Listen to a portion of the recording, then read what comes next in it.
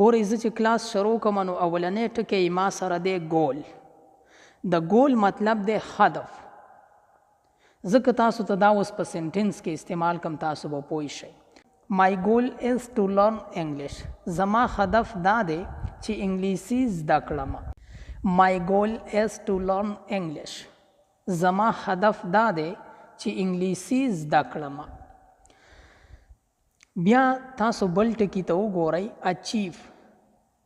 لاس ته راوړل صحیح ده، یو څیز ترلاسه کول، حاصلول. د دې دپاره تاسو په انګلیش کې ویلی شئ اچیو. He worked hard to achieve success. یعنی هغې سخت کار وکړو چې بریا ترلاسه کړي. صحیح ده، یعنی چې بریا لاس ته راوړي، ګټه لاس ته راوړي. He worked hard to achieve success.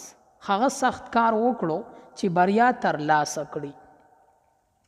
بیا چې بل کم ټکی دی هغه دی بینیفټ. د بینیفټ مطلب دی ګټه. Exercise has many health benefits. Exercise has many health benefits.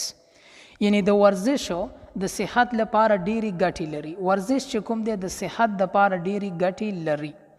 Exercise has many health benefits. ورزش د صحت لپاره ډیری ګټې لري.